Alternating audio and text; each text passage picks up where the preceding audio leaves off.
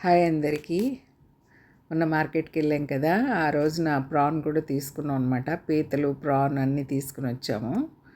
ఆ రోజే కూర్చుని కొంచెం కష్టపడి ఇంట్లోనే ఒలిచాను అనమాట. ఎందుకంటే వలపడం మనకి ఎలా కావాలో అలా ఒలుసుకోవచ్చు కదా, వాళ్ళు ఏదో ఒలిసి ఇచ్చేస్తారు. అలా కాకుండా ఒక ప్రత్యేకమైన సెటప్ తోటి ఒలిచాను అనమాట.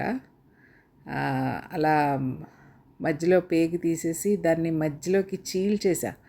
కత్తి పెట్టి అలా చీల్చి ఆ చీలికలో ఈ తోక భాగాన్ని గుచ్చుతానమాట. అలా గుచ్చడం వల్ల ఏమవుతుందంటే ప్రాన్ వేయించినప్పుడు పువ్వులాగా తయారవుతుంది, పువ్వులాగా వస్తుంది అనమాట, చక్కగా పెద్దగా. అది తర్వాత మొత్తం వేగి క్రంచీగా ఉంటుంది, మధ్యలో కూడా వేగుతుంది. మధ్యలో వేగడం వల్ల క్రంచీగా అవుతుంది అనమాట ప్రాన్. ఆ ఐడియాతోటి అట్లా చేశాను. శుభ్రంగా కడుక్కోవాలి. తర్వాత ప్రాన్స్ అంతా తయారైన తర్వాత అన్నీ అలా చేయలేదు, కొద్దిగా ఈ ఎంఎం కోసం కొద్దిగా చేద్దామని చెప్పి కొన్ని చేసాం. ఒక 25 రొయ్యల దాకా దగ్గర చేసి కొంచెం శుభ్రంగా కడుక్కున్నాము. కడుక్కుంటే నేను పెట్టిన సెట్టింగ్ అంతా చెప్పాలంటే ఫ్రాంక్గా ఊడిపోయినాయి. తర్వాత మళ్ళీ నేను సెట్ చేసుకున్నా. వాసన పోవడానికి వైట్ వెనిగర్ వేసాను. ఆ వైట్ వెనిగర్ వేసి శుభ్రంగా రుద్ది కడిగితే ఆ స్మెల్ అంతా పోయిందనమాట. చేతుల్లో స్మెల్ పోయింది వెనిగర్ వల్ల. అగో వాసన చూసి వేసాను అనమాట.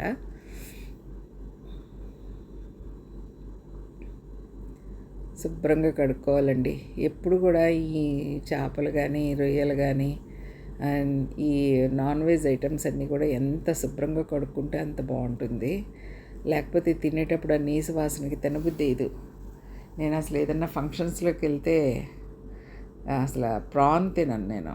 చూడండి, మసాలా ఫస్ట్ వేసింది నేను కార్న్ ఫ్లోరు, తర్వాత కారం, తర్వాత ఉప్పు, తర్వాత ఇది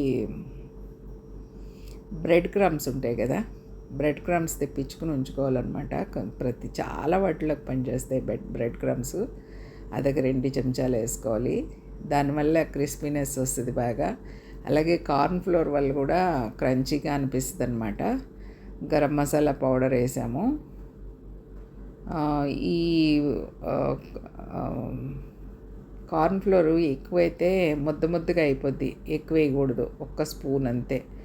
అలాగే బ్రెడ్ క్రమ్స్ ఎంతైనా వేసుకోవచ్చు, దానివల్ల అది బేస్ అనమాట, మెయిన్ బేస్ అదే. కారం, ఉప్పు, టేస్ట్, ఇంకా మసాలా, ఇవన్నీ టేస్ట్ కోసం వేస్తాము. ఇందులో ఏంటంటే చాలామంది ఎగ్ కొట్టేసి ఎగ్లో ముంచి ఇందులో ముంచుతారు పౌడర్లో.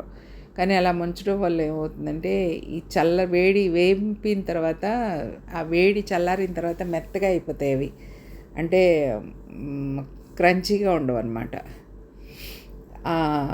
ఆ క్రిస్పీనెస్ ఎక్కువసేపు మనం క్యారీ చేయాలంటే ఎగ్ని అవాయిడ్ చేస్తాం అనమాట. ఎగ్ని అవాయిడ్ చేస్తే ఈ క్రిస్పీనెస్ ఎక్కువసేపు ఉంటుంది ఆ వేపిన వాటికి. అందుకని చెప్పి నేను ఎగ్గు వాడను. ఎగ్గు వాడితే అది లోపం జరుగుతుంది అనమాట, తొందరగా మెత్తగా అయిపోతాయి. అలా కాకుండా ఎక్కువసేపు ఆ క్రంచీనెస్ ఉండాలి అంటే కనుక ఇట్లా మనం ఇప్పుడు నేను చెప్పిన విధానంలో చేసుకుంటే ఎక్కువసేపు ఉంటుంది. చెప్పాను కదా, నేను చేసిన సెట్టింగ్ అంతా పోయిందని మళ్ళీ అన్నీ సెట్ చేసుకుంటున్నాను. ఈ సిస్టము, ఈ కటింగ్ అది నేను ఎక్కడో గోవాలోనే ఎక్కడో చూశాను చాలా కాలం క్రిందట. అది చూసి నేను అది గుర్తుపెట్టుకున్నది చేస్తున్నాను అన్నమాట. అప్పుడప్పుడు ఎప్పుడైనా గెస్ట్లు వస్తే ఇలాంటి ప్రయోగాలు చేస్తుంటాను నేను. ఇట్లా ప్రాన్ ఇట్లా విడివిడిగా చేయడం, ఈ కటింగ్లోనే వేరేగా చేయడం, అట్లాంటి ఇంకో 2-3 సెట్టింగ్లు ఉంటాయి ఈ ప్రాన్ కటింగ్లో. నేను ఈసారి ఎప్పుడైనా చేసినప్పుడు ఇంకో రకం చూపిస్తాను మీకు. అది చూపిస్తే కనుక మీరు ఈజీగా నేర్చుకోవచ్చు.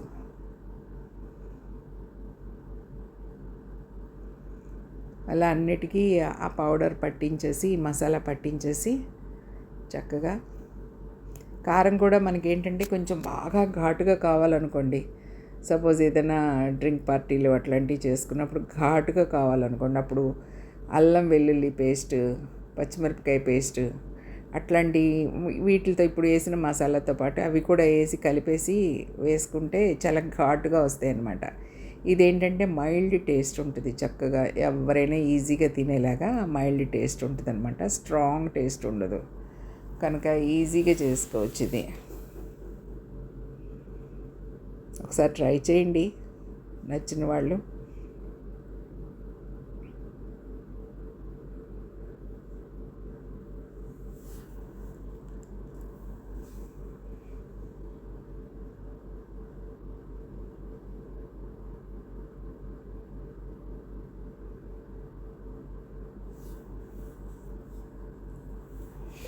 జింజర్ గార్లిక్ పేస్ట్, పచ్చిమిరపకాయ పేస్ట్ అవి వేస్తే ఆ ఫ్లేవర్ వేరేగా ఉంటుందండి. అది కూడా చేయొచ్చు, కానీ పెద్దవాళ్ళు తినేదైతే కనుక కొంచెం ఘాటుగా కారంగా కావాలి అనుకునే వాళ్ళు తింటే అలాంటివి చేసుకుంటాము. అదిగోండి ఆయిల్లో ఫ్రై చేసేస్తున్నాము.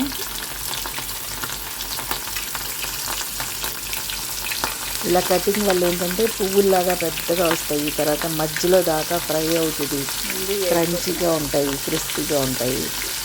దానివల్ల ఇలా చేయడం జరుగుతుంది అన్నమాట. ముందు వేగిపోతున్నట్టు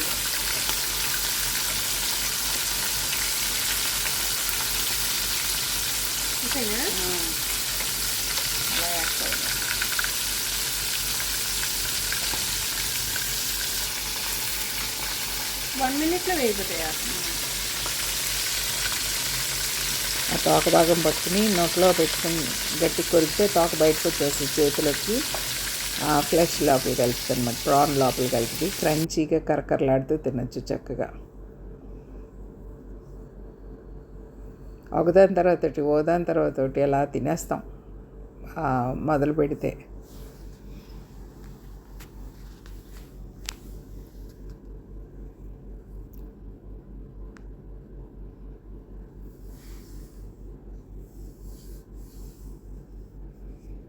ట్రై చేయండి అందరూ ఒకసారి. మనం ఎప్పుడూ రొయ్యలు వండుకుంటాం కానీ ఏదో ఒక రకంగానే వండుకుంటాం కదా.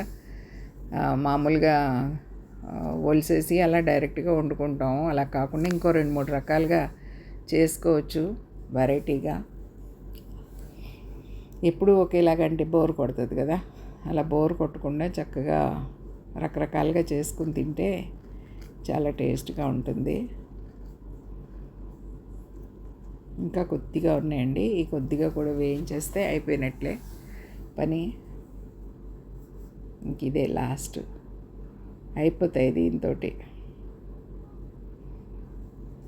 సరే, ఎంత క్రంచీగా ఇట్లా ఎంత మంచిగా దిగుతున్నాయో.